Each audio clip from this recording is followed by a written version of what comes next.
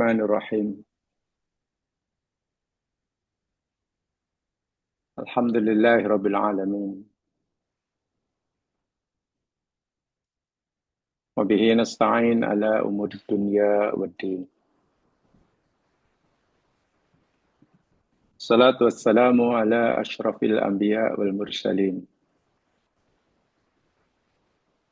Nabiyina Rasulina Muhammad wa ala alihi wa ashabihi ajma'in. Bismillahilladzi la yadurru ma'asmihi syai'un fil ardi wala fis sama' wa huwas sami'ul alim. Bismillahilladzi la yadurru ma'asmihi syai'un fil ardi wala fis sama' wa huwas sami'ul alim. Bismillahilladzi la yadurru ma'asmihi syai'un fil ardi wala fis sama' wa huwas sami'ul alim. Rabbi shrah li sadri wa yassir li amri wahlul 'uqdatam min lisani yafqahu qawli. Amin ya rabbal alamin. Para pendengar muslimin muslimat, saudara-saudaraku seiman dan seagama. Semoga Allah sentiasa melindungi, merahmati, memberkati dan memelihara kita, menyelamatkan kita, jasmani dan rohani, sama ada daripada fitnah dunia, lebih-lebih lagi fitnah agama. Kita memohon pertolongan Allah SWT agar Allah beri kita kemampuan, kemauan untuk sentiasa mampu memanfaatkan setiap peluang yang Dia anugerahkan pada kita untuk menambahkan pemahaman kita terhadap ajaran agamanya. Seterusnya kita jadikan peringatan dan panduan dalam menjalani kehidupan kita di dunia ini bagi meraih kejayaan yang sebenar di akhirat. Amin ya rabbal alamin. Saudara-saudaraku seiman dan seagama, InsyaAllah kita akan teruskan siri kajian kita kaitan dengan pintu perkara-perkara gaib, kunci perkara gaib. Ada beberapa perkara gaib yang hanya diketahui oleh Allah sahaja. Dan Allah tidak beritahukan pada sesiapa pun daripada hambanya, termasuk nabinya. Maka sudah menjadi kewajipan pada kita untuk mengimaninya tanpa perlu memikirkan bagaimana ia terjadi. Karena perkara-perkara gaib yang Allah beritahukan kepada kita ini bukan sebagai makanan akal fikiran kita untuk memahaminya, tapi ianya lebih merupakan makanan bagi hati kita untuk meyakininya. Dalam bahasa yang selalu saya gunakan, ayat yang saya gunakan, cara memahami ayat ini, yakni surah Luqman ayat 34 ini, yakni kita menggunakan pendekatan imani, bukan menggunakan pendekatan akli. Ya. Saya ulangi, dalam memahami maksud Allah dalam firman surah Luqman ini, kita menggunakan pendekatan imaniyah, iman. Hati yang hendaknya lebih banyak berbicara, iman yang hendak lebih banyak bercakap,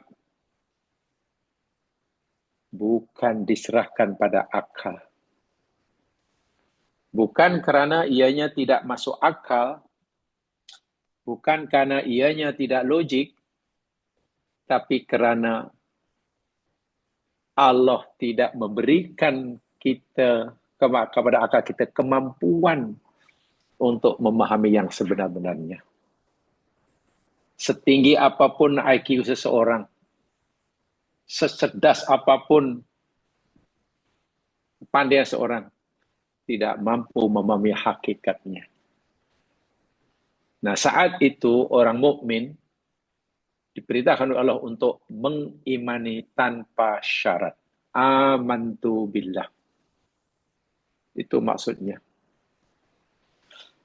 5 perkara itu yang pertama telah kita bicarakan, walaupun belum sedetail mana, selebihnya saya serahkan berjamaah untuk mencari uraian-uraian, yakni tentang bila berlakunya kiamat.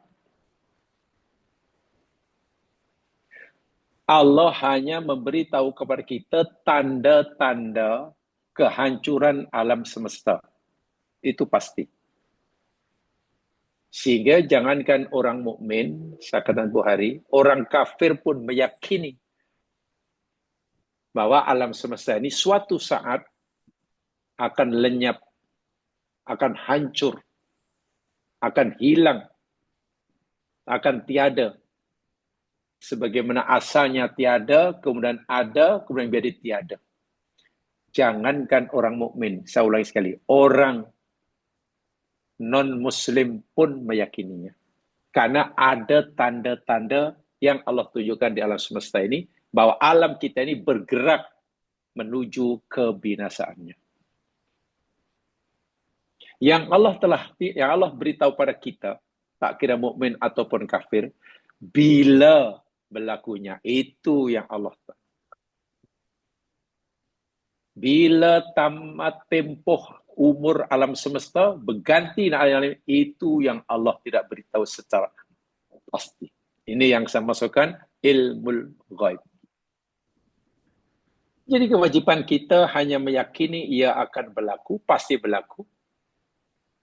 Dan sementara belum berlaku, kita manfaatkanlah untuk menambahkan bekalan, mengurangi bebanan. Untuk kita bawa semasa kita berpulang kembali menemui Dia yang Maha menciptakan kita. Itu yang mustahak. Ya, itu yang mustahaknya. Jamaah yang dirahmati Allah sekalian, tentang tanda-tandanya, saya persilakan berjamaah untuk mencari sendiri. Banyak buku-buku yang itu karena terlalu banyak ya. Jadi saya tidak mungkin menyampaikan dalam kajian kita ini. Karena kajian kita ini tentang kegaibannya. Adapun tanda-tanda ini, itu, jamaah boleh cari sendiri. Bahas ini dalam banyak buku ada dan seledasnya. So hari ini, kita akan pelajari perkara gaib kedua yang hanya Allah sahaja Maha mengetahuinya. Dan Allah tidak beritahukan pada sesiapa pun selainnya. Apakah perkara kedua, perkara kedua yang kuncinya Allah saja pegang? Dalam ayat yang kita pelajari surah Luqman 34, di situ ada firman Allah yang kedua, wa yunazzilul ghaitha. Itu yang kedua. Wa yunazzilul ghaitha. Terjemahan harfiahnya, dan dialah yang menurunkan al-ghaitha, hujan. Turunnya hujan itu rahsia Allah. Allah tidak memberitahu kepada sesiapa pun rahsianya. Agar kita tidak bingung memahaminya, Karena mungkin ada orang kata, macam mana turunnya hujan termasuk perkara gaib, Allah yang tahu. Sekarang sudah ada ramalan cuaca, banyak orang pakar-pakar dalam bidang meteorologi, geofisik, sudah boleh mengagak, nanti akan turun hujan di sini, tulisan di sana sudah dan berlaku. Melihat pergerakan awan dengan bantuan satelit yang sangat canggih. Jadi nampaknya rahasia kegaiban yang kedua ini sudah terbatal. Mungkin ada orang mau itu. Dia lupa, tengok di ayat ini ya. Yunazzilul ghaitha. Jamaah sekalian, sebelum kita uraikan lebih jauh, agar cara berfikir kita tidak menyeleweng, tidak menyimpang dari yang semestinya. Di dalam Al-Quran ada dua istilah.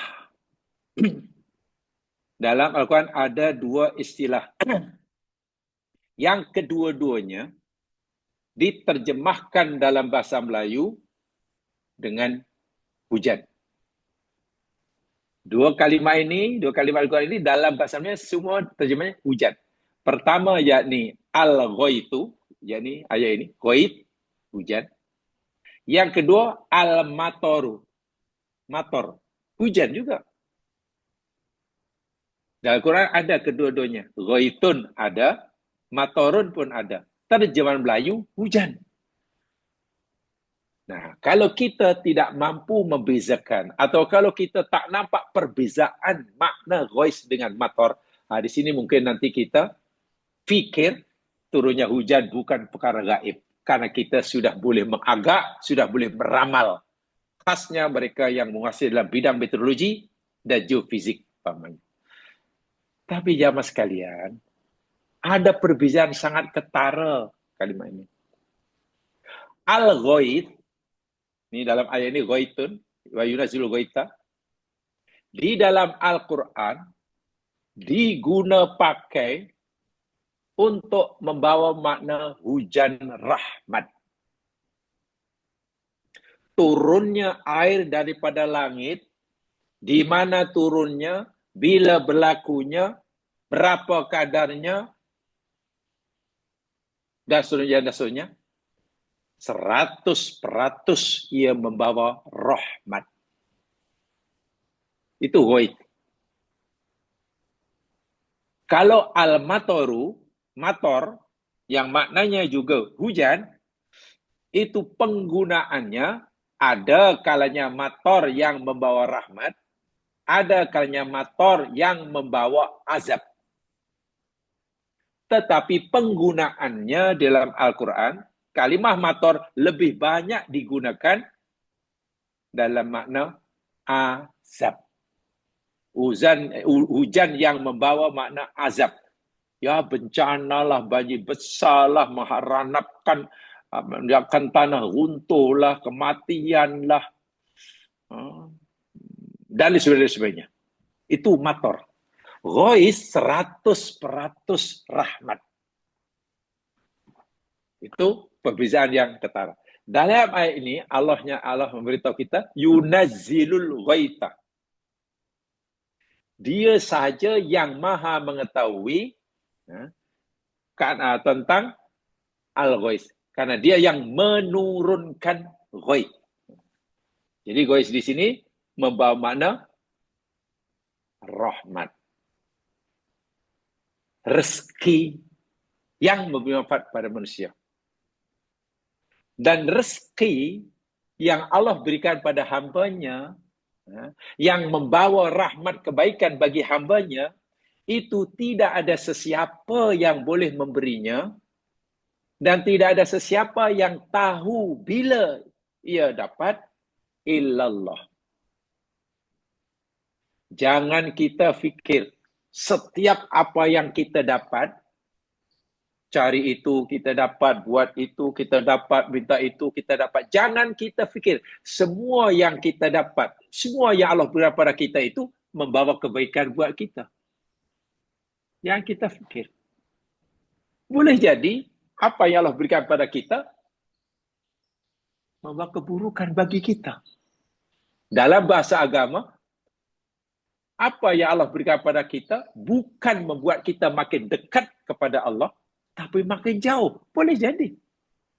Boleh jadi. Karena mungkin puncanya cara kita mendapatkannya tak betul. Cara kita mencarinya salah. Sehingga walaupun cara kita mencarinya, cara kita memberinya salah, tidak menepati syariat Allah, Allah bagi juga. Dan Allah bagi itu namanya istidraj. Bukan rahmat. Disebut rezeki. Kalau gois, semuanya rahmat belaka. Apa yang kita terima, yang Allah berikan pada kita, semuanya membawa kebaikan. Bila Allah berikan kebaikan apa, di mana, saat mana, bagaimana caranya, ini Allah saja yang mampu memberi melakukannya, yang mengetahui bila ianya. Ini yang pertama. Jadi bila Allah sebut Al-Ghais, Yunazil Ghais, maknanya bukan sekadar Allah menurunkan hujan, rahsia menurunkan hujan, tapi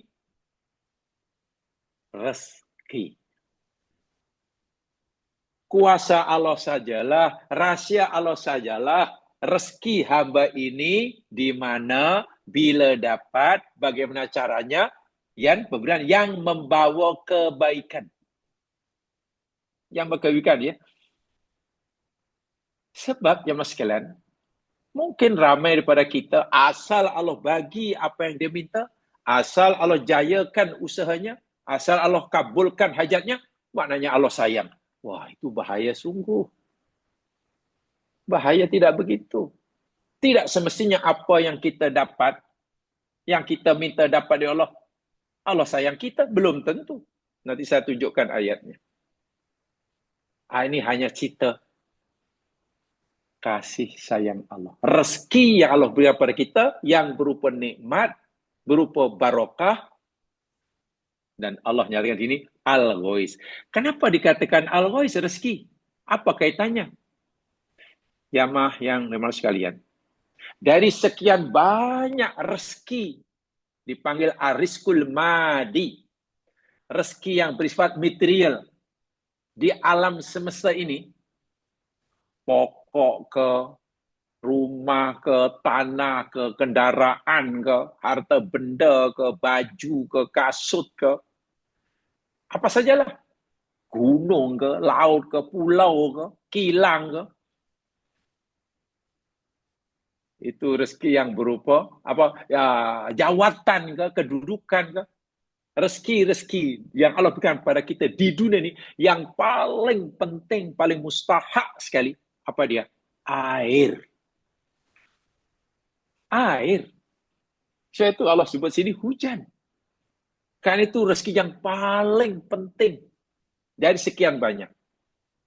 Kita tidak mungkin punya rumah, kita tidak mungkin berjalan, kita tidak mungkin bekerja, kita tidak mungkin belajar, kita tidak mungkin macam-macam lah buat, jika kita tidak diberikan air oleh Allah.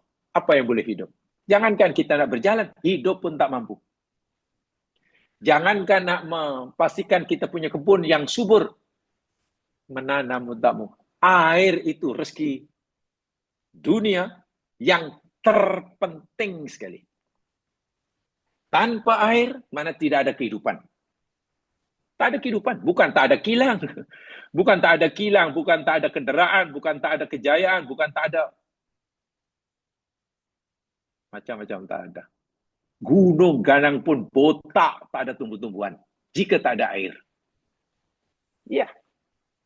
Dan air itu Allah sediakan pada kita di lautan. Tengok.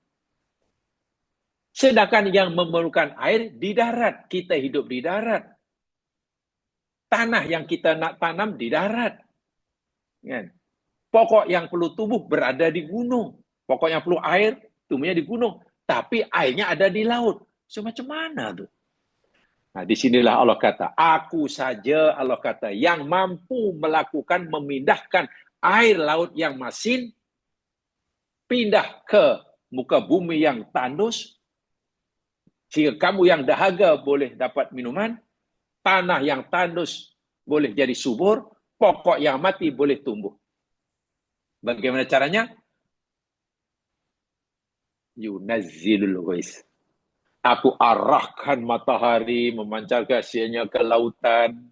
Masya Allah. Ya, ke lautan. Sehingga air laut tu menguap naik ke atas. Kan? Air laut menguap ke atas. Kemudian, setelah naik ke atas, tiba-tiba air itu menjadi sejuk, bentuk awan, dan lain sebagainya. Di sana ada proses dipanggil condensation. Naik ke atas begitu, penguapan, evaporation, naik sampai atas tadi, bertimbun-timbun, berkumpul, makin besar, makin banyak, makin tebal, makin lebar, berbentuk awan. Di situ ada proses condensation. Selepas sejuk, uap air menjadi tetesan air, molekul air berat. Karena beratnya, dia tak mampu lagi menguap, dan waktu itu graviti bumi mengerja. Jadilah jatuh ke bumi. Jadi jatuh ke bumi. Setelah jatuh ke bumi, jatuhlah hujan, precipitation, jadilah hujan. Itu kerja Allah. Hanya Allah yang mampu melakukannya, satu. Dan hanya Allah yang tahu bila Allah lakukan. Di bumi mana? Kadar air yang jatuh hujan itu setakat mana? Yang akan mendapat rahmat siapa? Yang akan hujan jadi bencana pada siapa? Allah saja yang tahu rahsia. Habis kalau sekarang sudah ada orang buat apa dipanggil cloud seeding tu macam mana? Zaman jauh sekali ya. Tentang adanya sekarang dipanggil cloud seeding, ya, hujan buatan, Allahu Akbar. Itu pun bukan voice, paling-paling hujan renyah-renyah.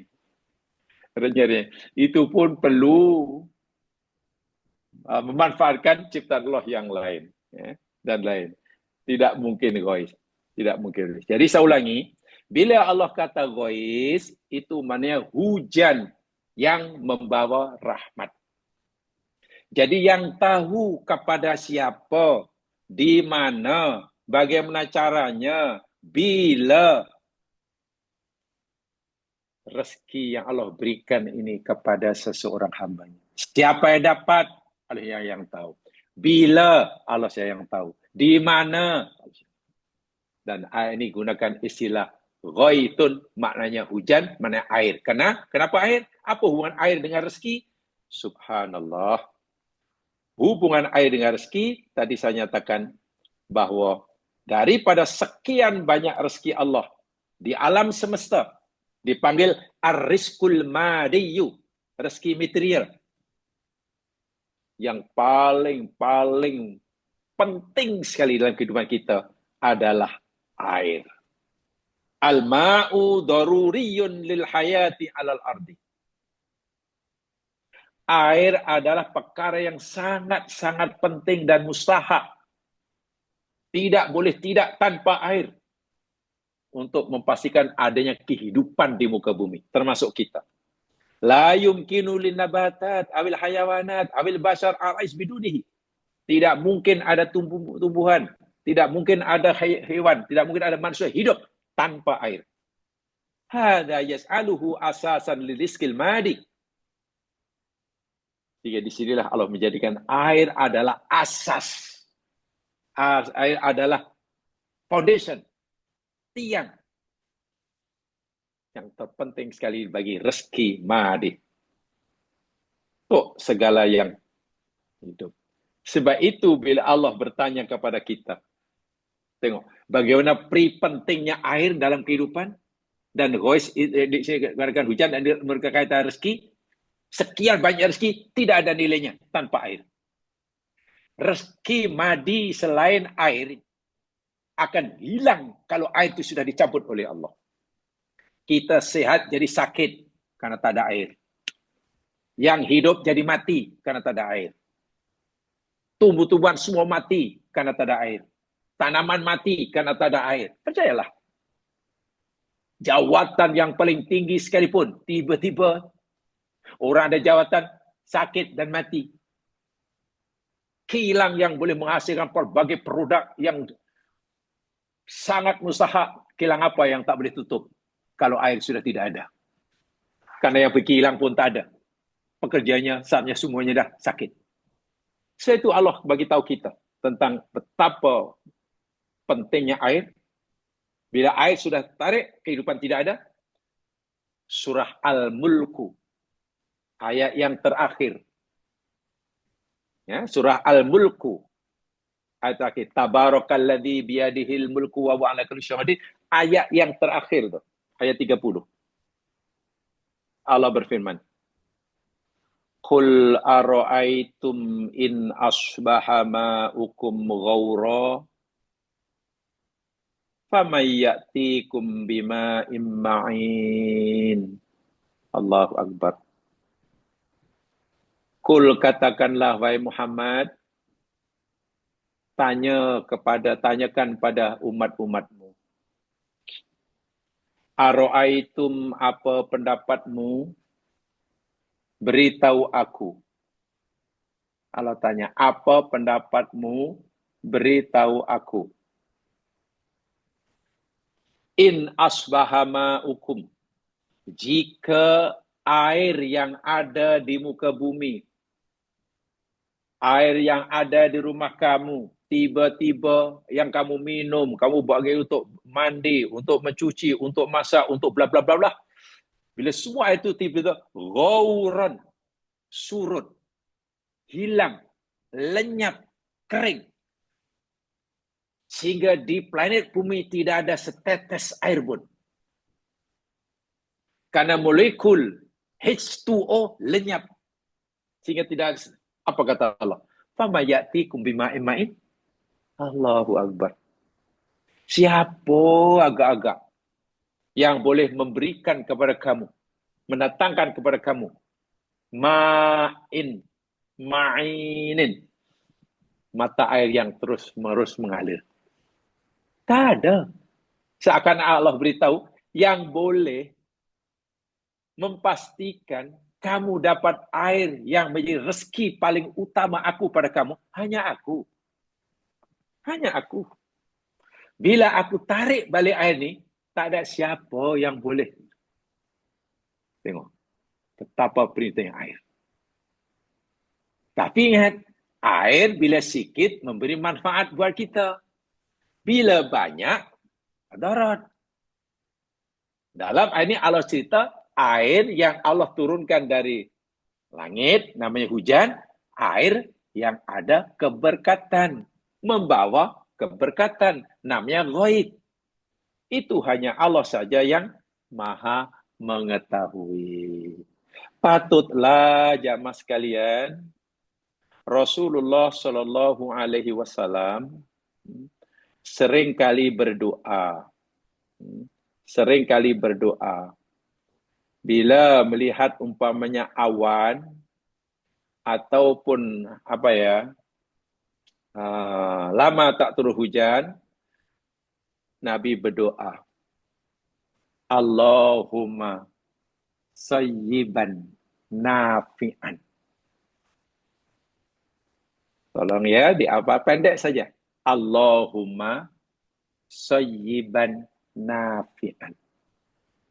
Ya Allah, ya Tuhanku, turunkanlah hujan, kalau belum hujan, atau jadikanlah hujan yang Kau telah turunkan ini, bila sedang hujan, nafi'an, sayyiban nafi'an. Air hujan yang memberi manfaat. Dan itu namanya ghaib. Karena kita tidak tahu apakah hujan bulan ini, turun hujan hari ini, minggu ini, memberikan madarat ataupun manfaat. Kita tak tahu. Yang tahu hanya Allah. Karena yang boleh menjadikan hujan itu jadi rahmat atau azab, hanya Dia. Kepada siapa hujan Allah jadikan sebagai rahmat? Kepada siapa hujan Allah jadikan sebagai azab? Itu hanya Dia. Walaupun asbabnya datang daripada kita.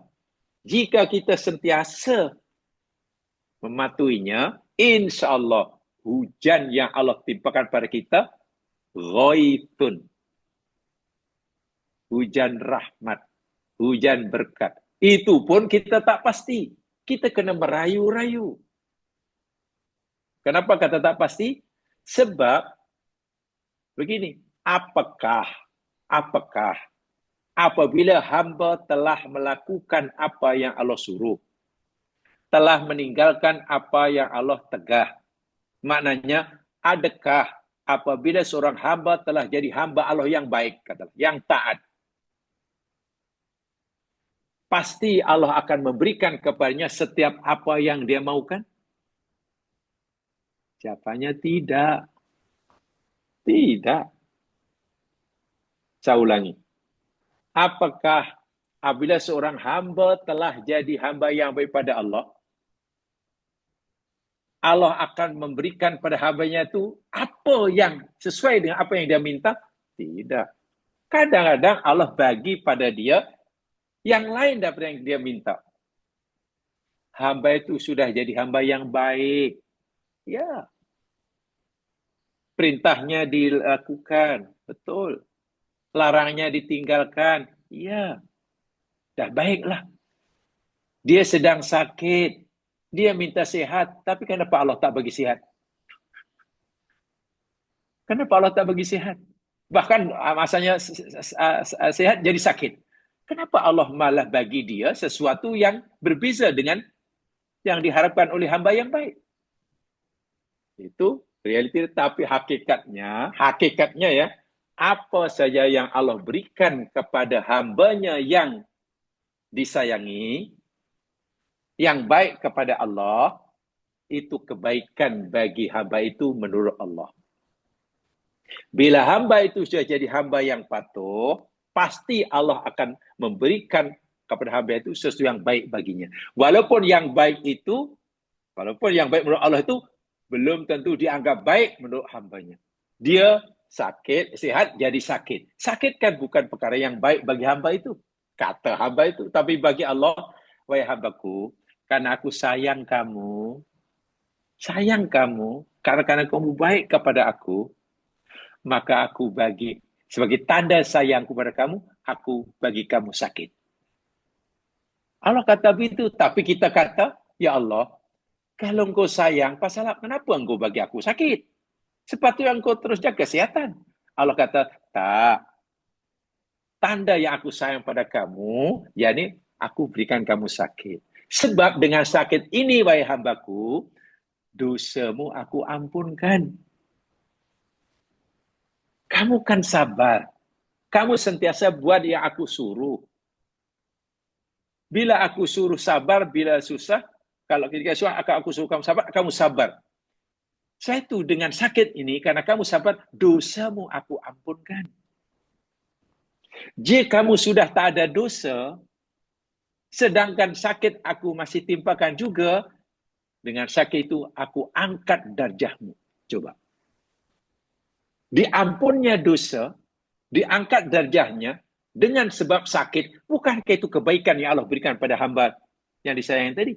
Tapi hamba melihatnya, mana ada sakit kebaikan? Sakit ini mesti keburukan. Itu kata kita. Kata Allah lain. Masya Allah. Inilah kalau kita, sebab itu kita minta apa yang Allah berikan pada kita, adalah membawa kebaikan bagi kita. Saya pernah menyampaikan dahulu, sampai usrah kita ini juga, mungkin ada yang masih ingat, mungkin saya lupa. Saya pernah nyatakan begini ya sekalian. Jika nikmat yang Allah berikan kepada kita menyebabkan kita makin jauh daripadanya, maka itu adalah musibah. Sebaliknya, jika musibah yang Allah timpakan pada kita, yang dengan musibah itu kita makin dekat kepada Allah, itulah nikmat yang sebenar. Agak susah memahami ya. Ya, memang. Karena ini pemahaman yang betul. Kesehatan yang Allah berikan pada kita, harta benda yang banyak, Allah berikan pada kita, untung yang besar, Allah berikan pada kita kata nikmat kan? Iya. Tapi jika semua nikmat itu membuat kita makin lupa Allah, makin jauh daripada Allah, makin tak kenal Allah, itu bukan nikmat, itulah musibah, itulah azab yang sebenarnya. Sebaliknya, jika musibah, zahirnya musibah, sakit, rugi, hilang barang, macam-macam lah namanya musibah. Yang dengan asbab musibah itu membuat kita makin dekat kepada Allah. Makin menyadari yang kita adalah hamba-Nya. Makin rajin merayu, mohon keampunan. Makin dekat, makin khusyuk, makin rajin menyembahnya. Maka itulah nikmat yang sebenarnya. Dan kita tidak tahu yang nikmat atau yang berkah atau yang azab yang kalau berikan ini kita tak tahu, yang tahu hanya Allah. Sebab itu karena kita tak tahu, mohon sajalah Nabi Muhammad pun sentiasa berdoa, ya Allah, jadikanlah hujan yang Engkau telah turunkan atau hujan yang sedang Engkau turunkan ini hujan yang nafi'an. Bila Nabi doa itu, mana Nabi sini secara pasti tidak tahu. Sebab yang tahu, Ghois itu Allah saja, itu rahasia Allah. Rahasia Allah. Kita nanti baru tahu jika kita telah dapat merasakannya. Itu satu. Jadi, sebut Ghois ini kaitan dengan rezeki. Kenapa Ghois dikatakan rezeki? Setelah Ghois itu maknanya air hujan. Apa kaitan hujan dengan rezeki? Tadi saya jelaskan. Karena air adalah rezeki terpenting yang Allah berikan pada hamba-Nya di dunia. Rezeki dunia, nikmat dunia yang paling penting, paling mustahak bagi manusia atau bagi kehidupan adalah air. Karena Quran beritahu tidak ada kehidupan tanpa air. Karena segala kehidupan Allah cipta bermula daripada air. Dan Allah menyatakan tentang air ini bahwa ini rezeki yang paling mustahak. Lihat surah Az-Zariyat, surah 51, ayat yang ke-22. Allahu Akbar. Surah 51, ayat 22.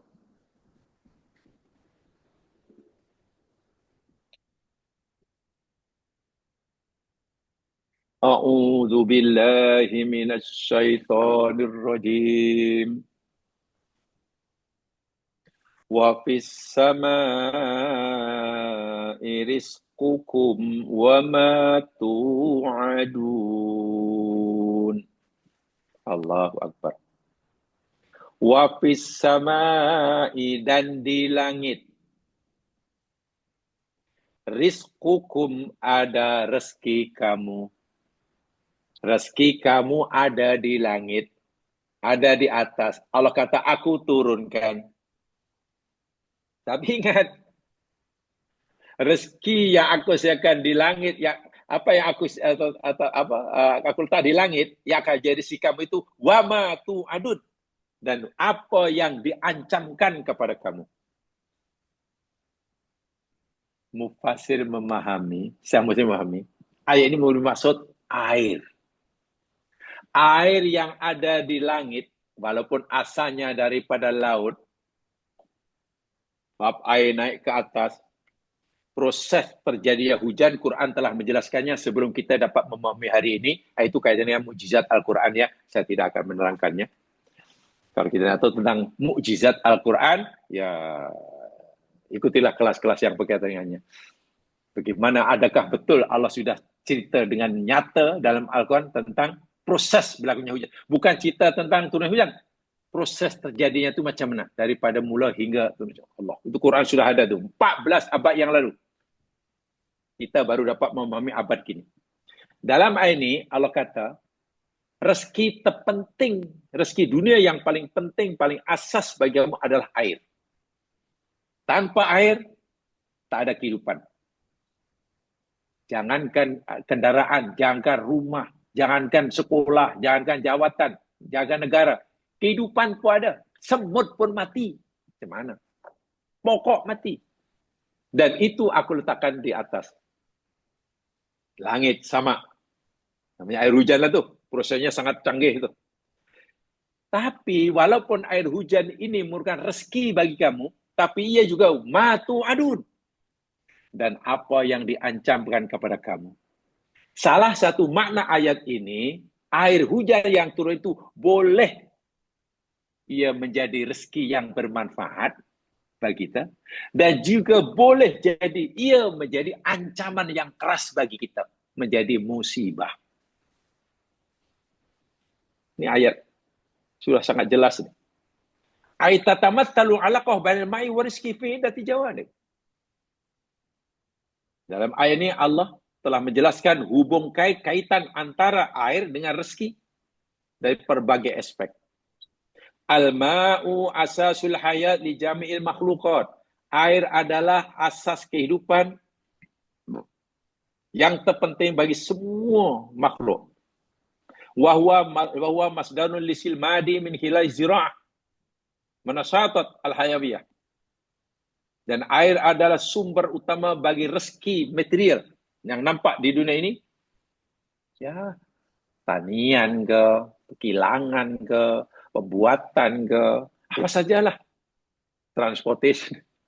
Lori yang lari kemana itu pun kalau tak ada air, jam sama sekali. Terbakar dia, secanggih manapun.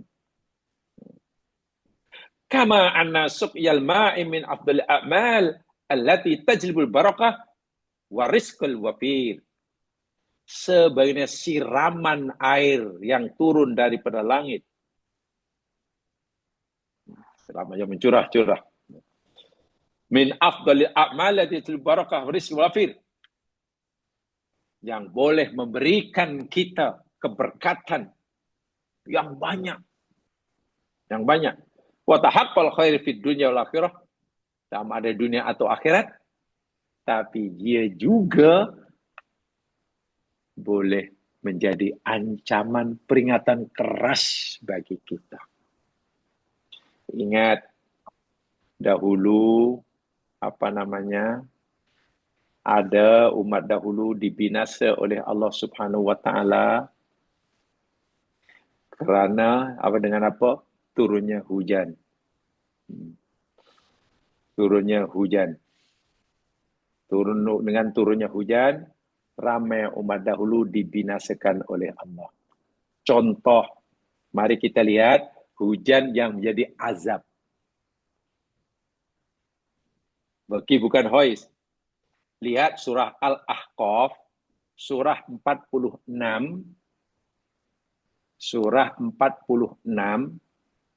Al-Ahqaf, ayat 23.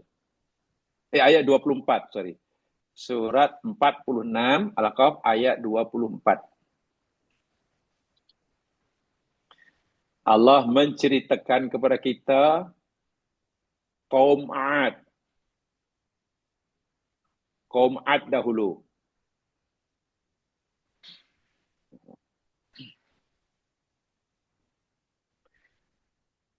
Diuji oleh Allah, dibinasakan oleh Allah oleh hujan. Mereka kata, Allah ceritakan dalam ayat ini, ayat 24, falamma ra'auhu 'aridan. Maka tatkala mereka kaum Ad melihatnya. Ininya awan. Melihat awan. Tempat itu Ahqaf, padang pasir, lembah, bukit berbukit, gersang, jarang turun hujan. Tiba-tiba mereka nampak awan bergerak dari jauh. Bergerak. Aridon. Bergerak mendekati kawasan mereka. Mustaqbila audiyatihim. Awan tadi bergerak menuju ke lembah-lembah mereka. Tempat tinggal mereka. Mereka bukan main happy. Qalu, mereka berkata, hadza aridum mumtiruna. Ini adalah awan yang datang mendekati kita yang akan menurunkan hujan buat kita. Dah lama kawasan kita ini kering kerontang. Tiba-tiba ada awan pula. Mereka yakin itu hujan. Membawa air hujan tak lama lagi hujan. Mereka akan berpesta. Tapi apa saja awan tadi? Yang disangkanya awan itu saja. Bal huwa mastajaltum bi rihun fiha adzabun alim. Allahu akbar walillahil hamd. Bahkan ianya adalah siksa yang kamu minta disegerakan. Kaum Ad meminta pada nabinya, yakni Nabi Hud, kalau betul lah kita yang menolak ajaran engkau wahai Tamud, wahai Hud, Allah akan siksa, Tuhanmu akan siksa kita, tolong tunjukkan mana siksa itu. Mereka minta segera ditunjukkan siksa. Allah datangkan siksa ini. Itu bukan awan yang bawa air. Itu nanti akan turunkan hujan. Rihun fiha adzabun alim. Itu akan turun hujan dengan membawa angin puting. Kata orang, hujan ributlah. Puting beliau. Hujan diikuti dengan puting beliau sangat dahsyat. Meranapkan mereka. Tudammiru kulla syai'in. Tengok. Hujan ribut puting beliung tadi menghancurkan segala sesuatu bi amri rabbiha. Dengan sebab perintah Tuhannya. Yang menggerakkan angin itu angin bergerak itu perintah Allah. Awan bergerak itu perintah Allah. Air turun itu perintah Allah. Di mana Allah turunkan? Bila itu Allah saja yang tahu. Fa asbahu la yura illa masakinuhum. Selepas mereka dihancur leburkan dengan hujan ribut yang luar biasa, mereka menjadi orang-orang yang tidak dapat dikesan dilihat lagi kecuali tempat tinggal. Hanya kawasan mereka. Inilah dahulu dihuni oleh orang yang ramai, orang yang hebat-hebat, tapi dihancurkan oleh Allah. Minta maaf, bayitnya pun tak dijumpai beratnya. Hancur lebur, yang ada hanya kawasan tanah. Kadzalika najzil qaumal mujrimin. Itulah balasan. Demikianlah kami membalas orang-orang atau kaum yang berdosa. Yang berdosa. Itu contoh hujan yang membawa azab. Hujan yang membawa azab. Adapun ghais di sini, yakni hujan yang membawa rahmat. Hujan yang membawa keberkatan. Dan ada hujan keberkatan, Allah nyatakan dalam ayat yang lain. Contohnya, lihat surah Al-A'raf, surah yang ke-7, ayat 57. Surah 7, ayat 57. Allah subhanahu wa ta'ala berfirman, A'udzu billahi minasy syaithanir rajim. Surah 7 ayat 57. Wa huwal ladzi yursilur riyaha busyra. Dan dialah Allah yang telah mengutuskan angin. Angin yang Allah utuskan, angin yang Allah gerakkan, udara yang Allah gerakkan. Ya. Daripada udara yang bertekanan tinggi ke udara yang bertekanan rendah, busyra, Allah membawa kabar gembira. Bukan ancaman, tapi kabar gembira.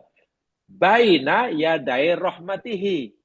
Yakni datang daripada rahmatnya. Dipanggil Tuhan rahmat, Tuhan keberkatan. Bila, di mana, bagaimana, kepada siapa, Allah saya maha mengetahui. Hatta idza aqallat sahaban, sehingga apabila awan itu telah menjadikan awan-awan, sehingga apabila angin itu yang menggerakkan awan tadi telah menjadikan awan menjadi berat, berkumpul-kumpul sehingga awan itu tindih menindih. Satu atau hari makin tebal, makin banyak, makin nampak hitam-hitam. Tikolat, berat. Suknahu li baladin mayyit. Uap air karena dia betul-betul di situ tempatnya makin sejuk, uap air tukar jadi molekul air. Bila sudah menjadi molekul air, Allah turunkan. Suknahu. Tengok. Kami siramkan air hujan itu li baladin mayyit. Bagi negeri yang mati, mana yang kering, yang tandus. Dengan sebab turunnya hujan, fa'anzalna bihil ma'. Lalu kami turunkan dengan sebab air itu, azalna bihil ma', fa'akhrajna bihi min kulli thamarat. Lalu kami keluarkan dengan sebab air itu dari tiap-tiap buah-buahan. Allahu Akbar. Kadzalika nukhrijul mauta la'alakum tadhakkarun. Demikianlah kami memberi balasan, kami akan mengeluarkan orang-orang yang dah mati supaya kamu mendapat peringatan. Ringkas kata. Saya ulangi sekali sayang.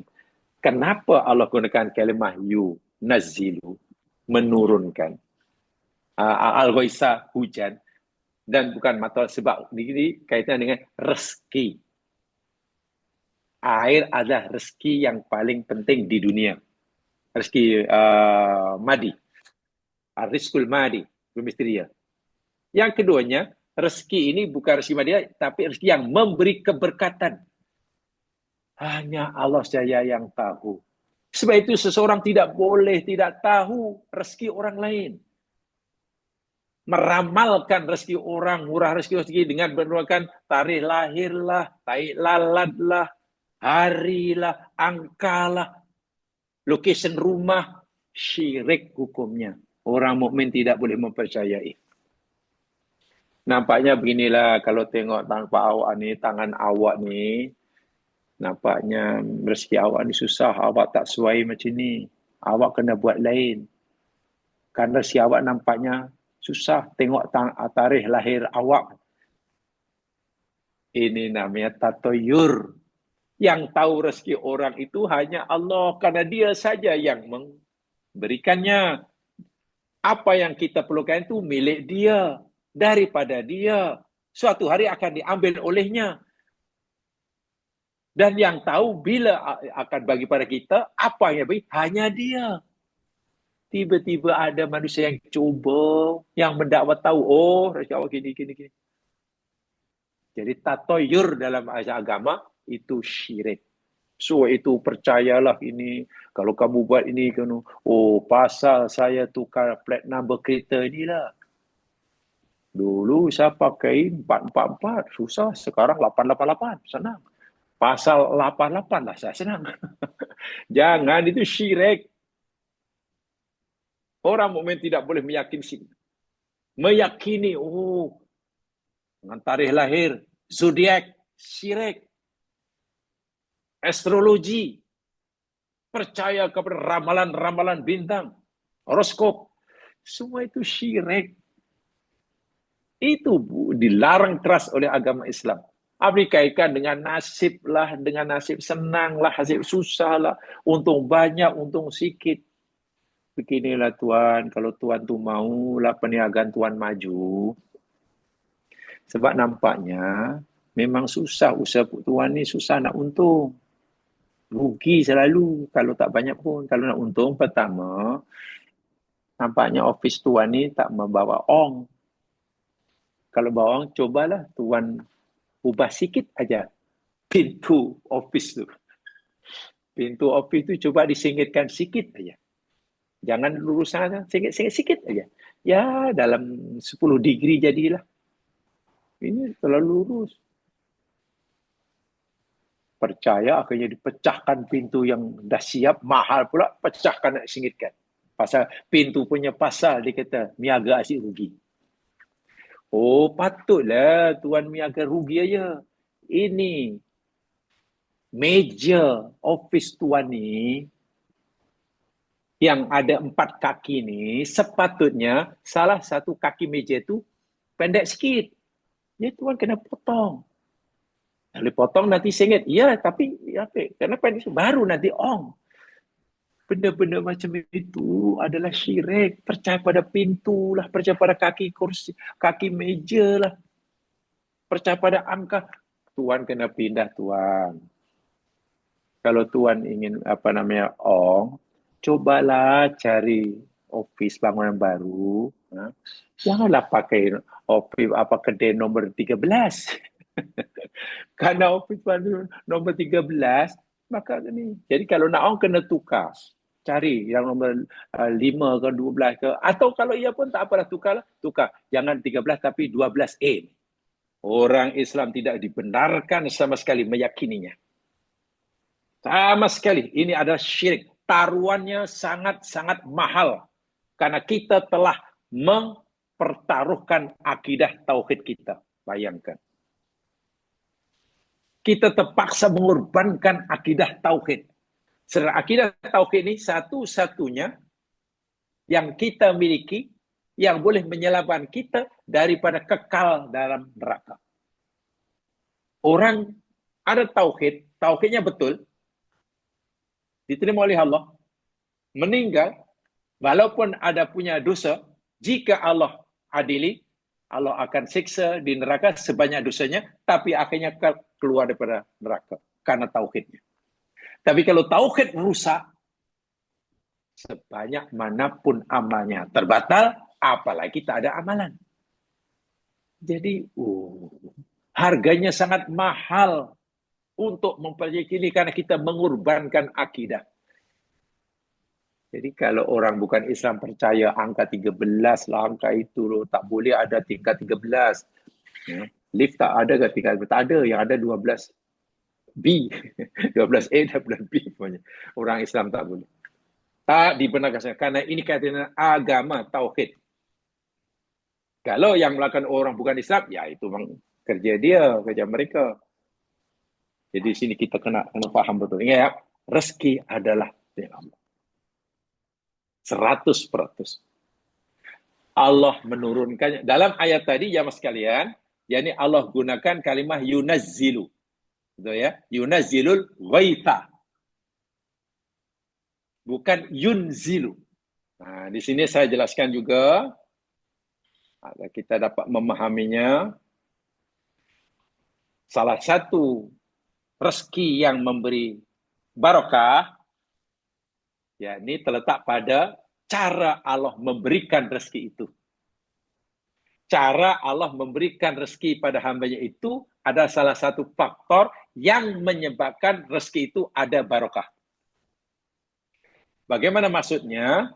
Begini.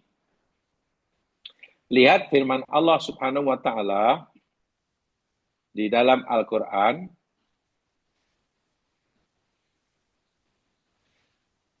Surah Asy-Syura, surah 42, ayat 27.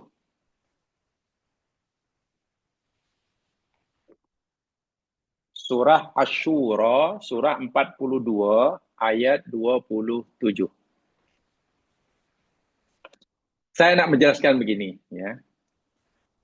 Dalam ayat yang sedang kita pelajari ini, perkara gaib kedua yakni yunazzilul ghaib. Dia menurunkan hujan yang membawa keberkatan. Kenapa Allah gunakan kalimah yunazzilu? Nazzala yunazzilu. Maknanya menurunkan. Sedangkan ada kalimat lain juga yang maknanya menurunkan. Anzala yunzilu. Anzala yunzilu menurunkan. Nazzala yunazzilu juga menurunkan. Itu kalau dalam terjemahan lah. Ya, terjemahnya sama.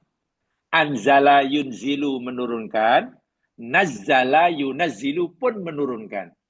Tapi dalam ayat ini Allah gunakan kalimah yunazzilu.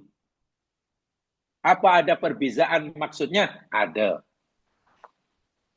Perbezaan apa? Kalau anzala yunzilu menurunkan sekaligus. Macam tu. Bagi sekaligus. Ibarat bagi bantu aku, bagi bantu one off lah istilahnya. Sekali. Kedebuk macam tu. Itu yunzilu.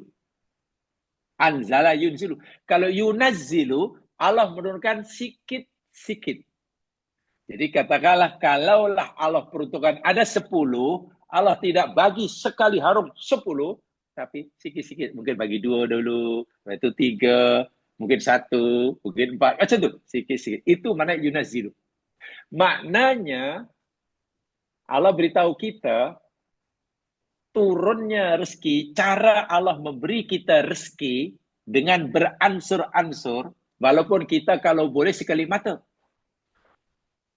Buka kedai hari ini, buka kedai bulan ini, kita mau untung bulan ini juga untung banyak. Mana ada. Usaha tahun ini juga mesti berjaya. Mana ada.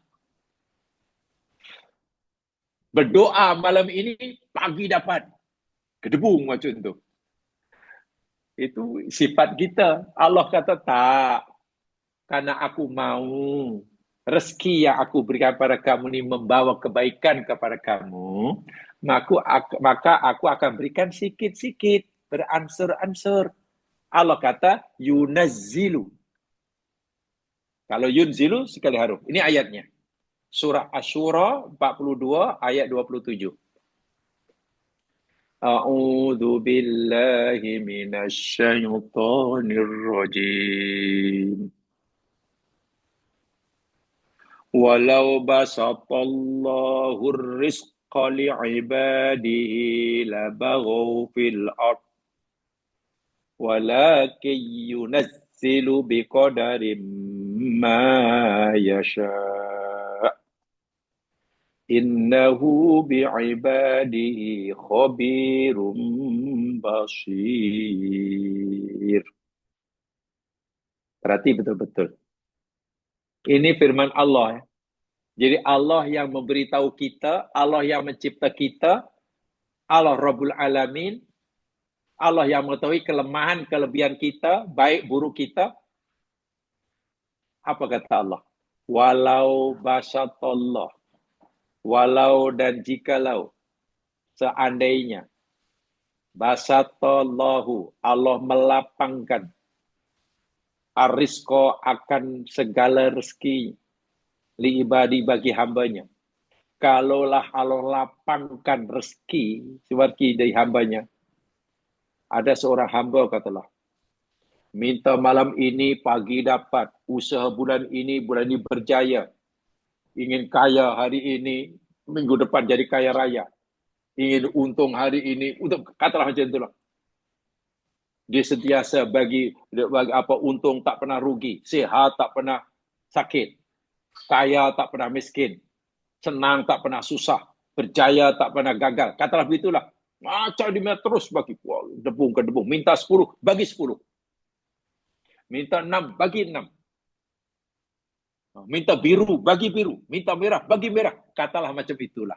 Ini kata Allah. Kalaulah Allah perlakuan hambanya seperti itu, lapang, tak pernah susah, tak pernah ini, tak pernah sehat, tak pernah sakit, untung tak pernah rugi. Apa kata Allah? La baghaw fil ardi. Allahu Akbar. Niscaya, pasti, baghaw fil ardi. Mereka manusia itu akan berbuat sewenang-wenang di muka bumi. Akan buat jahat. Manusia akan cenderung buat kejahatan jika semua kehendaknya dikabulkan oleh Allah. Semua cita-citanya disampaikan oleh Allah. Semua hajatnya disampaikan oleh Allah. Semua permintaannya diberikan oleh Allah. Sehat tak pernah sakit. Susah tak pernah senang. Kaya tak pernah miskin.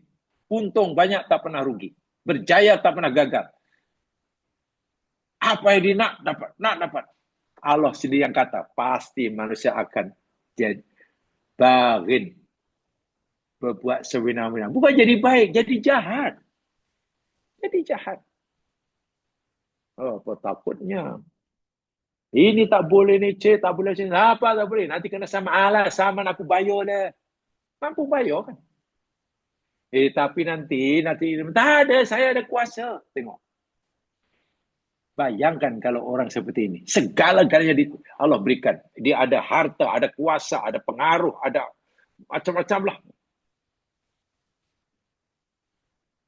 Macam mana nak takut sakit? Dia ada kilang obat. Dia ada kilang obat. Dia ada hospital sendiri. Semua doktor di hospital itu dia gaji. Nak pergi mana tak takut, kendaraan ada. Lapar tak takut, apa namanya, tak makan. Karena dia ada kilang padi. Coba kalau orang itu, pasti dia lebih jahat. Allah yang kata. Maknanya mustahil ia akan jadi orang yang syukur, gitulah. Mustahil ia akan jadi orang lebih dekat pada Allah. Pasti akan jauh. Makin jauh, makin jauh. Ya itu secara buktikanlah Korun itu jahat sebab dia, nih, Allah lapangkan semua rezekinya. Jahat dia. Fir'aun mengaku Tuhan, kenapa? Segala-galanya ada. Merasa tak perlukan orang. Dia fikir semua orang perlukan dia. Jahat. Sebab itu bagaimana agar manusia ini tidak jahat? Bagaimana cara Allah menyekatnya? Karena yang biasanya menjawabkan faktor yang mereka jahat itu, yakni rezeki yang Allah berikan melimpah-limpah setiap apa yang diminta Allah bagi. Allah kata, walakin, tetapi, yunazzilu. Tengok di situ. Yunazzilu, bukan yunzilu. Yunazzilu itu mana? Sebaliknya, dia Allah turunkan sikit-sikit. Beransur-ansur. Biqadarin, dengan ukuran. Allahu Akbar. Ma yasha'u, apa yang dia kendaki. Bukan yang kita kendaki. Inilah tanda rezeki yang ada barokah. Contoh umpamanya, ya Allah, hambamu berusaha, ya Allah tolonglah beri pada hamba ini ada 10. Katalah yang kita minta 10. Allah sayang kita. Kalau aku bagi dia 10 seperti yang dia minta, nanti dia pasti akan lupa aku. Dia akan lebih banyak akan menjauhkan aku. Tak apalah. Karena aku sayang dia, aku tak bagi 10 seperti mana dia minta. Aku bagi 6 saja. Karena apa yang diperlukan oleh hamba ini sebenarnya hanya 6. Biqadarin. Allah sendiri yang memberikan kita 6. Ma yasha, apa yang Allah kenai. Bukan apa yang kenai. Kalau ikut kemauan kita, kita nak 10. Tapi Allah tahu, kalau aku beri 10, dia jahat ni. Tak apalah, aku bagi 6 aja. Sebab yang diperlukan hanya 6. Masya Allah. Dengan begitu akhirnya, ya, kita kata jadi baik. Karena kemampuan kita menerima rezeki Allah, yang bila kita dapat kita mampu mensyukurinya, bila Allah bagi kita hanya 6 saja. Kalau Allah bagi 10, walaupun kita nak 10, Allah tahu kita tidak mampu mensyukurinya. Kita akan menyalahgunakannya karena ada lebih 4. Di sinilah cara kita melihat kerja Allah itu seperti itu. Barulah itu namanya ghaib. Rezeki yang membawa keberkatan. Innahu bi'ibadi khabirum basir. Sesungguhnya dia Allah itu dengan hambanya maha mengetahui dan sangat detail pengetahuannya dan maha melihat. Allah bukan hanya mengetahui secara rawak, serambang, secara umum, tapi pengetahuan sangat detail yang sekecil-kecilnya. Termasuk apa yang terlintas dalam hati hambanya. Termasuk apa yang akan berlaku selepasnya. Allah khabir. Nah, jika Allah nak menyayangi hambanya, saya kata tadi, Allah yunazilul ghais, yang berrahmat itu, Allah tidak semuanya memberikan setiap apa yang diminta oleh hambanya. Kalau yang kita minta keberkatan ya, kalau yang kita minta keberkatan rezeki, ya mas sekalian, Allah akan bagi, tapi yang Allah bagikan kita itu ikut ukuran yang Allah tetapkan. Mungkin yang kita terima daripada Allah tidak sebagaimana yang kita minta. Kita minta 50 kilogram, Allah hanya bagi 25 gram. Mungkin. Kita minta berjaya tahun ini, tapi Allah kata belum tahun ini. Kerjaan kamu nanti 6 tahun akan datang. Kita minta untung tahun ini, tapi Allah tak, bukan tahun ini. Kalau tahun ini kamu susah. Allah sendiri yang akan menentukan bila, di mana. Salahnya kalau yang kita minta ini keberkatan ya. Sebab itulah kalau mohon rezeki pada Allah, jangan hanya yang penting dapat. Bukan. Kalau yang penting dapat, susah. Seringkali jamaah kita mendengar, atau mungkin kita pun pernah buat, ya Allah, limpahkanlah rezeki padamu, mudahkanlah, murahkanlah rezeki, ya Allah. Hanya minta murahnya rezeki. Itu belum betul. Belum betul. Ya Allah, murahkanlah, ya Allah, panjangkanlah umur. Itu belum betul. Itu kita sebenarnya masih mendahkan diri kita dalam musibah. Kita bukan minta keberkatannya, itu masalahnya. Apalagi jangankan orang mukmin yang berdoa, orang kafir pun bila berdoa, walaupun tidak pada Allah, Allah kabulkan. Minta panjang umur, mintalah keberkatan, bukan panjangnya umur. Atau, ya Allah, panjangkanlah umur hambamu ini, dan berilah keberkatan. Itu pun kalau betul-betul umur ini boleh dipanjangkan lah, walaupun umur itu sudah ditentukan oleh Allah Subhanahu Wa Taala. Jadi yang penting saya keberkatan. Allahumma barik lana fi arzakina. Berkatilah ya Allah rezeki yang kau berikan pada kami. Allahumma barik lana fi umurina. Ya Allah berkatilah umur yang kau berikan. Cinta keberkatan ya, keberkatan. Sebab kalau keberkatan, nanti Allah sendiri yang akan menentukannya, rezeki yang berkat untuk hambaku ini setakat mana ya? Allah yang menentukan. Kalau yang memberi kebaikan pada hambaku ini rezeki yang hanya 10, Allah bagi 10. Allah tak akan bagi 15, walaupun kita minta 15. Dan di situ kita tenang, setenang-tenang. Tapi tidak mudah karena biasanya manusia merasa kecewa jika yang diminta Allah berikan tidak sama dengan yang diminta. Nah, itulah kelemahan kita. Walhal, berapa banyak kadarnya, apa yang kita terima, di mana, bila, semua itu 100% berkaitan dengan kehendak Allah, bukan kehendak kita. Bahasa agama yakni wa yu'ti ma yasha ma la tasha. Allah akan berikan pada kita sesuai dengan kehendaknya, bukan sesuai dengan kehendak kita. Fi waktu yasha, la fi waktu tasha. Pada waktu yang dia kehendaki, bukan pada masa yang kita kehendaki. Itu hakikatnya. Sebab itu kita serahkan kepada Allah. Keberkatan. Void. Dan itu hanya kerja Allah. Allah saja yang tahu. Sebab kalau hanya minta saja, yang penting dapat, yang janji dapat. Nah, itu susah jemaah sekalian. Walaupun nanti Allah kabulkan, yang susah kita. Tak boleh kita salahkan Allah. Seakan-akan bila kita susah, tak boleh kita, ya Allah, kenapa kami jadi susah? Allah kata, lah kamu sendiri yang minta susah, aku bagi susah dah. Tengok ayatnya. Ayatnya sangat cantik dalam Al-Quran. Lihat firman Allah Subhanahu wa taala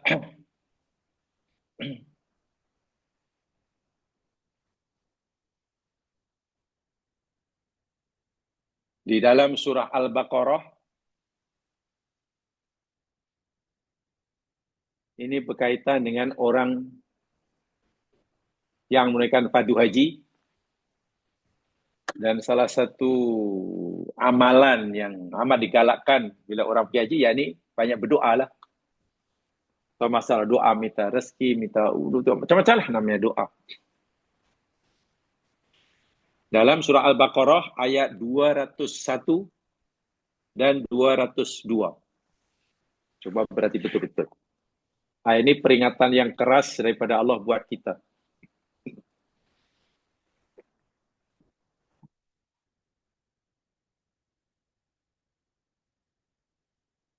A'udzu billahi minasy syaithanir rajim. Ayat 201. Wa minhum may yaqul, dan sebagian mereka orang-orang yang sedang menunaikan fardu haji di Makkah, masa wukuf di Arafah ke, malam di Muzdalifah ke, di Mina ke, tengah tawaf ke, berada di Multazam ke, atau mana sajalah. Sebagian mereka mayyakul, ada yang berkata, ada yang berdoa. Doanya begini, Rabbana atina, oh, ayat ini ya, apa? Sebelumnya dahulu, sorry. Ayat 200. Ayat 200 dulu. Ayat sebelumnya. Fa'idha qadaitum manasikakum, maka apabila kamu telah menunaikan, telah melaksanakan ibadah haji kamu, ibadah haji dah habis, berjaya ditunaikan. Apa kata Allah? Fadkurullah, maka ingatlah oleh kamu akan Allah, zikir, banyak-banyak. Kadzikrikum aba'akum, sebagaimana kamu mengingati bapa-bapa kamu, ingat family, ingin balik. Ya salah, habis haji mesti bila nak balik, rindu dengan anak, rindu dengan keluarga, rindu dengan tu. Kalau kita ingat kampung halaman, boleh. Tapi Allah kata, hendaklah kamu ingat Allah sebagaimana kamu ingat family di kampung halaman tinggal, au asyadda dzikra, atau lebih kuat ingatanmu kepada Allah. Jangan lupa, mentang-mentang habis haji, terus tak ingat apa-apa, tak ingat Allah, tak ingat doa, terus dipanjatkan. Ini dia. Faminan nasi, dan ada sebagian manusia, habis fardu haji, di Makkah, di apa? Man yakulu, ada yang berkata, berdoa, Rabbana atina fid dunya, wa ma lahu fil akhirati min khalaq. Tengok. Ada yang berkata, wahai Tuhan kami, atina fid dunya, berikanlah kami ya Allah di dunia ni ya Allah. Tak disebut apa yang diminta, tengok. Dalam bahasa Arab, hadful ma'mul yufidul umum. Bila objek tidak disebut, membawa umum. Jadi orang ni minta, ya Allah berikan kami ya Allah apa umur, kesihatan, beri gitu. Ini semua gitu aja. Semua yang berkaitan dunia tak sebut hasanah. Yang penting umur panjang. Tak sebut hasanah. Yang penting rezeki melimpah-limpah. Tak sebut yang barakah. Yang penting jawatan makin naik, makin naik, makin naik.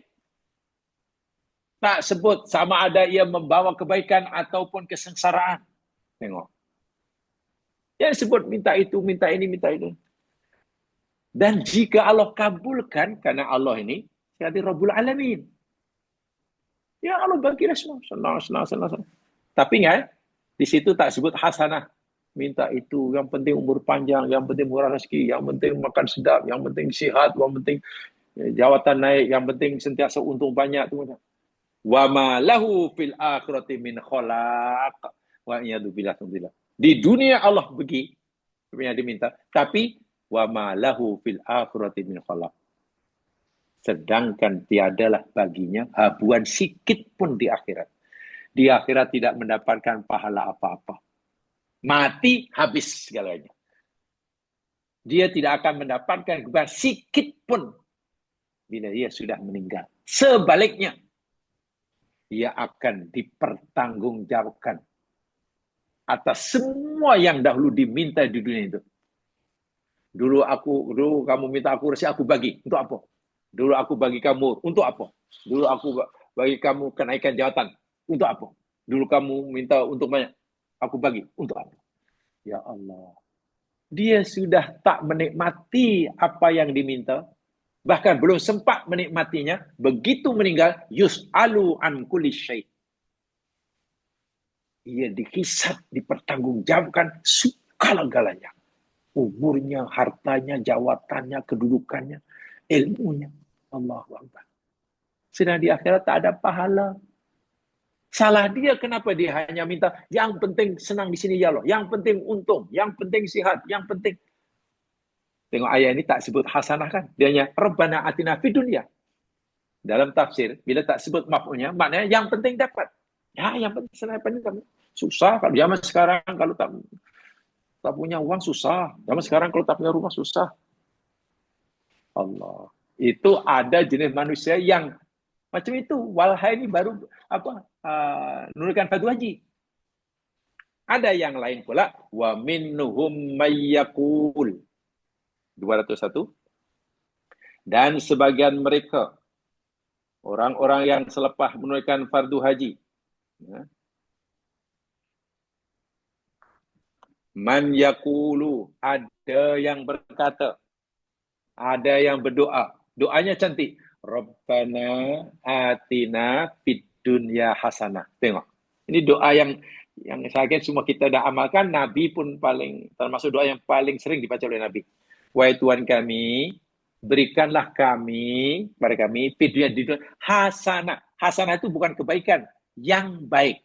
Nah, terjemahnya jangan salah ya. Hasanah bukan kebaikan, tapi yang baik. Ya Allah, berikanlah kami di dunia yang baik.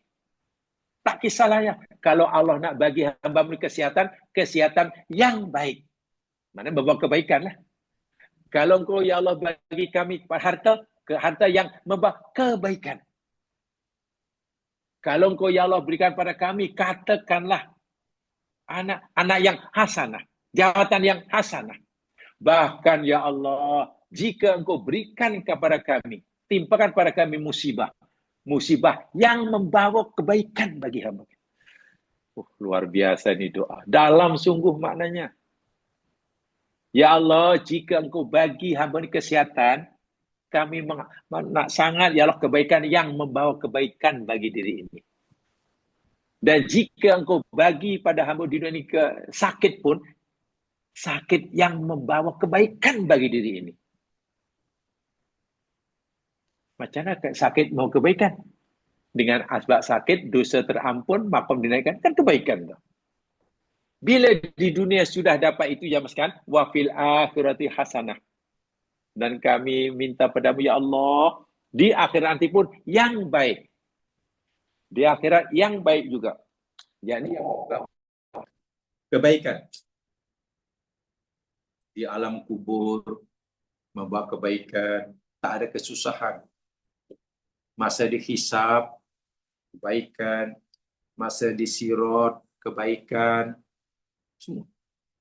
Bila dah macam tu, pembunyinya apa? Waqina ada benar. Ya Allah, lindungi kami, ya Allah, daripada azab neraka. Tengok. Masa pergi haji satu kapal. Ya. Pergi satu kapal. Bahkan satu travel agency. Jadi travel agency. Duduk satu hotel. Wukufnya sama-sama di Mina, di Arafah. Mabitnya sama-sama di Muzdalifah. Melontarnya sama-sama di Mina. Tawafnya sama-sama di Ka'bah. Doanya sama-sama multazam. Tapi tengok. Apa yang dia perolehi daripada doanya berbeza sama sekali nasibnya. Yang didoakan membawakan kesengsaraan baginya. Yang seorang berdoa mau kebahagiaan. Sedangkan Allah menyatakan, kenapa kamu minta yang tak baik? Kenapa tak minta yang baik? Aku yang maha mengetahui mana yang baik buat kamu. Tapi bagi kamu, yang penting sehat, ya Allah. Jangan. Apa kamu fikir sehat yang itu pasti membawa kebaikan? Coba kalau Allah tanya begitu. Ya, tak tahu. Yang tahu kesehatan itu membawa kebaikan atau tidak, aku kata Allah. Sepatutnya kamu minta kesehatan yang hasanah. Itu ya yunazzilul ghaits, itu situ maksudnya. Yang baik. Jadi jangan hanya yang penting sihat ya Allah, yang penting untungkan ya Allah, yang penting kaya raya. Allahu akbar walillahil hamd. Apalagi jamaah sekalian, kita hidup pada zaman sekarang ini, hidup yang kata orang dalam budaya hedonisme, hidup dalam budaya hedonisme, kegembiraan, kebiasaan hidup yang Masya Allah dengan bahasa agak keras, jadi dunia materialism, hidup sangat-sangat materialistik, itu sangat bahaya.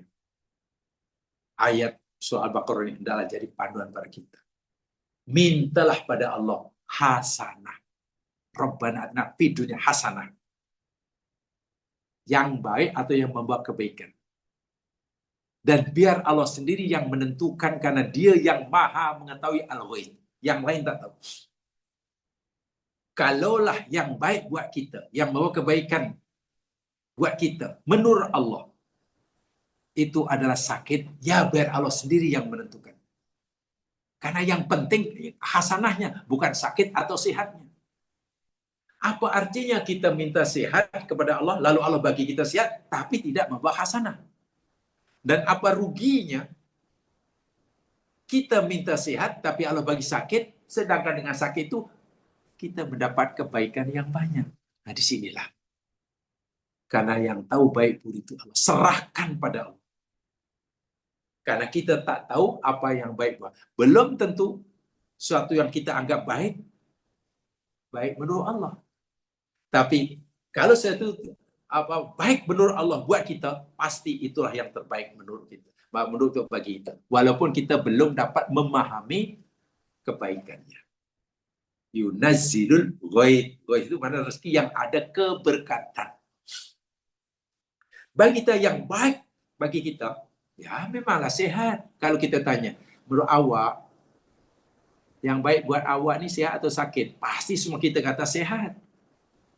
Yang baik menurut awak, itu kalau meniaga untung atau rugi? Ya untung lah. Menurut awak, yang baik menurut awak ni agaknya naik jawatan, dapat kerja baik atau buang kerja? Ya mestilah naik jawatan. Tapi pertanyaan, adakah sesuatu yang baik menurut kita itu baik juga menurut Allah? Belum tentu. Tapi kalau benda itu baik menurut Allah, pasti baik buat kita. Pasti. Tak perlu kita ragukan. Walaupun mungkin seringkali kita belum nampak kebaikannya. Disinilah ujian iman yang paling. Disinilah rahasia, itulah perkara gaib yang Allahnya yunazzilul ghaib. Dia saja yang tahu yang baik. Dari sini perlu keyakinan yang kuat. Yang kuat. Sebab itu doanya Rabbana atina fid dunya hasanah. Itu bukan minta sehat itu. Itu bukan minta untung banyak. Bukan minta menang apa ke dalam pemilihan ke. Tak ada. Minta hasanah. Artinya kalau Allah bagi kita sehat pun, sehat yang hasanah, rezeki yang hasanah, anak yang hasanah, jawatan yang hasanah, kendaraan yang hasanah. Begitulah maksudnya. Tapi tak disebut. Berbeza dengan yang pertama tadi. Ya Allah, berikan kami di dunia, ya Allah. Yang penting dapat. Hasanah atau tidak, dapat. Oh, itu. Dunia sengsara, mati tak sebab menikmati, bahkan tak semua dapat dinikmatinya, malah ia bertauyak sepenuhnya atas segala apa yang diminta. Di akhirat tidak mendapatkan apa-apa habuan kenikmatan sikit pun. Itu sebabnya Allah beritahu kita yunazzilu, kebaikan yang rezeki yang berkebaikan keberkahan pada hambanya ini Allah berikan sikit-sikit karena Allah tahu perangai hambanya ini kalau dibagi sekali harum akan jahat. Untuk menghalang kecenderungan kita untuk jahat, bagi sikit-sikit. Yang diperlukan apa? Oh, hambaku hanya perlukan 10. Allah bagi 10. Walaupun hambanya minta 15. Begitulah bahasa mudahnya. Dan kita kena yakin itu. Karena yang penting, yakni apa yang Allah berikan pada kita ini ada nilai keberkatan. Bukan yang penting dapat. Dan Allah sendiri akan menentukannya. Baik menurut Allah, pasti baik menurut kita. Baik kata kita, belum tentu baik kata Allah. Jamaah sekalian, sementara itu saja yang saya boleh jelaskan berkaitan poin kedua. Kalau ada tambahan nanti insya Allah saya tambahkan bersama yang lain. Jadi saya serahkan pada jamaah sekalian, mungkin ada yang ditanyakan, saya persilakan. mungkin ada pertanyaan.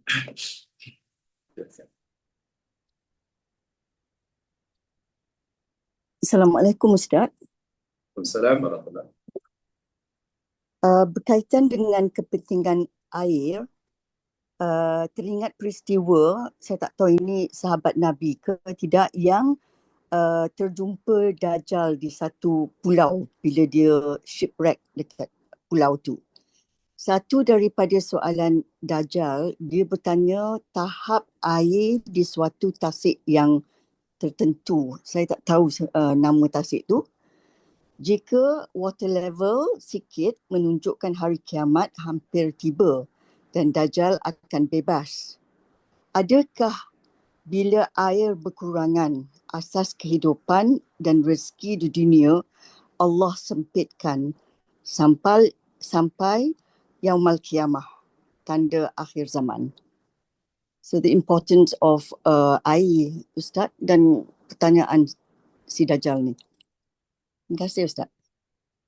Sebagaimana yang telah kita fahami barangkali selama ini daripada ajaran-ajaran yang diberikan, kiamat pasti berlaku dan tanda-tanda, ada kiamat sugro, ada kiamat kubro, sehingga ada tanda kiamat kecil, ada tanda kiamat besar. Nah, itu sudah, saya ingat sudah difahami semuanya lah. Dan menurut keterangan-keterangan, penjelasan-penjelasan daripada agama kita, ada tanda-tanda kiamat sugro, kiamat kecil, yang sebenarnya boleh dikatakan hampir semuanya telah terjadi. Yang kecil lah, kiamat sugro, yakni contoh umpamanya kiamat sugro ini tanda-tandanya yakni banyaknya terjadi bencana. Bila bencana terlalu sering berlaku, itu sebenarnya tanda kiamat kecil. Dalam arti kata, alam dunia ini sudah mulai mendekati saat kehancurannya karena sering kali berlaku bencana. Bumi yang mungkin sejuta tahun dahulu tak pernah ada gempa bumi, sekarang sering. 2 juta tahun yang lalu tak ada gunung berapi meletus, mungkin jarang kalau ada pun, sekarang sering. 1 bilion tahun yang lalu bumi sangat-sangat selisa untuk didiami, sekarang sudah tak. Jadi tanda-tanda bencana sudah bermaharajalela sering kali berlaku. Satu di antara. Dan tanda sangat banyak ya. Ini menurut satu penganalisa yang secara saintifik, nak kata 100% benar pun tidak, nak kata salah 100% pun juga tidak, namanya analisa, pengamat. Begini ya mas sekalian, apa yang saya baca, paling lambat, jika manusia yang hidup di dunia ini tidak mau mengubah gaya hidupnya, maknanya seperti sekarang lah, pemburusan, pembadiran, pencemaran, pergaduhan, tidak mampu mengawal keinginannya untuk senang sehingga merusakkan alam sekitar. Gaya hidup ini kalau tidak diubah, paling lambat tahun 2060, tak lama lagi, kata pengarah seperti ini, akan berlaku peperangan yang sangat dahsyat di planet bumi. Peperangan dahsyat di muka bumi, bukan berebut minyak. Peperangan selama ini berlaku berebut minyak. Timur Tengah dulu, Irak, Iran berebut minyak. Bukan berebut sumber alam, mineral bukan, tapi berebut bekalan air bersih. Bukan air bersih. Perang karena berebut air. Karena waktu air sudah mulai kurang. Kurangnya air, kalau analisa tadi, bukan karena jumlah air di muka bumi ini merosot, kurang, tapi bekalan air bersih sudah berkurang oleh karena banyaknya pencemaran. Banyak pencemaran. Sehingga kalau ada hujan pun bukan hujan air yang boleh diminum, tapi hujan asid umpamanya. Dan itu dipercaya oleh saintis-saintis walaupun non-muslim. Nah, bila dikaitkan dengan dunia Dajjal, Nabi sebenarnya hadis-hadis tentang Dajjal atau berarti dipanggil hadis-hadis atau ayat tentang fahaman-fahaman apa tafsir atau eskatologi namanya, eskatologi. Jadi ramai ulama sekarang yang tidak memahami secara harfiah. Kalaupun katalah ada tanda yang dikatakan oleh Nabi, nanti salah satu tanda Dajjal nak turun, yakni bila simpan air sudah merosot, sudah surut, tasik-tasik kering, danau-danau kering, air lautan kering. Tapi realiti dia sekarang lautan bukan makin surut, makin bertambah airnya. Karena apa? Karena kutub utara, kutub selatan, aisnya sudah mulai mencair. Dengan mencairnya ais di kutub utara, kutub selatan, karena temperature bumi sudah naik, ais yang beku jadi cair. Bercairnya kutub utara selatan menambahkan tingkatan volume air, sehingga sekarang air laut naik. Sehingga mana-mana bandar di dunia yang ada di tepian pantai dijangkakan dalam sekian ratus tahun lagi, kalau tak ada usaha, akan tenggelam. Karena paras air laut lebih tinggi daripada realiti seperti itu. Tapi kenapa tiba-tiba nanti tanda Dajjal turun bila air surut? Karena itu apa maknanya yang itu surut? Sehingga ada yang memahami hadis-hadis eskatologi ini, suatu hari bila manusia sudah kehilangan atau kekurangan atau kehabisan bekalan rezeki yang paling penting, yaitu air. Boleh jadi bukan karena air hilang, lenyap, surut, tapi udah jadi karena air masih ada tapi dah tak layak digunakan. Jangankan diminum, untuk menyiram tanaman pun taman mati, karena air itu penuh dengan asid. Itu kata pengamat, jika gaya hidup orang sekarang tidak bertukar, tidak pandai menjaga alam sekitar, tidak pandai menjaga sesuka hati. Saya sebenarnya lebih cenderung kepada pahaman seperti ini tentang hadis-hadis. Jadi tidak berlaku secara magic. Sebab kalau menunggu, nampaknya danau belum surut, mana Dajjal lama lagi. Nampaknya lautan belum surut, Ya'juj lama lagi. Bisa terlalu harfiah. Jadi ramai juga ulama-ulama sekarang yang mau hadis-hadis tentang Dajjal, Ya'juj Ma'juj, makanya itu hadis-hadis yang sifatnya simbolik. Menggunakan bahasa metafor, jadi pemahamannya adalah bersifat metaforik. Walaupun tidak semua sarjana memahami seperti itu, tapi ramai sarjana muslim sekarang memahami seperti itu, bersifat simbolik dan metaforik. Dan kalau itu, dan itu diyakini, betul memang, kalau gaya hidup kita tidak berubah, bumi maksudnya, sesuka hatilah cari kemewahan hidup. Walaupun melakukan pencemaran udara, pencemaran air, pencemaran alam sekitar, tempat. Suatu hari memang air yang ada di muka bumi sudah tidak layak untuk diminum, sudah tidak layak untuk menjadi sumber kehidupan. Jangankan untuk kita minum untuk hidup, disiram, disimbahkan pokok pun pokok mati. Hujan turun sebetulnya kita boleh hidup, malah jadi penyakit. Karena hujan turun penuh dengan asid, bayangkan. Dikata paling lambat 2060. Itu yang tanda itulah. Jadi saya memahami riwayat seperti itu, seperti itu maksudnya. Jadi bersifat simbolik, bersifat metaforik. Kalau secara harfiahnya seperti mana, ya memang ada misal harfiah. Tanda Dajjal yang muncul di Dajjal itu matanya buta sebelah. Yang buta ini sebelah kanan, yang kiri terang benderang. Di dahinya ada kafak rok kafir. Jadi kalau menunggu makhluk yang macam itu nampaknya ya gila ya. Ada yang secara harfiah, tapi tidak sedikit yang itu simbolik. Apa maksudnya? Apalagi sekali melangkah daripada timur ke barat, masuk ke lautan Hindia, lautan Pasifik pun, dalam laut hanya sedalam lutut dia. Makhluk apa ini? Bila bercakap, suaranya didengar oleh orang paling timur, paling. Jadi kalau kita perhatikan hadis-hadis itu sebenarnya lebih tepat kalau dipahami secara hadis metafor. Gitu. Ya, terima kasih Ustaz. Ya, saya faham ya. Itu aja jemaah sekalian, mudah-mudahan berarti insyaallah jumpa pada kesempatan yang lain. Subhanakallahumma wa bihamdika asyhadu an la ilaha illa anta astaghfiruka wa atubu ilaik. A'udzu billahi syaitonir rajim. Wal 'ashr innal insana khus illa ladzina amanu wa shalihat wa tawasaw bil haqq wa tawasaw bis sabr. Assalamualaikum warahmatullahi wabarakatuh.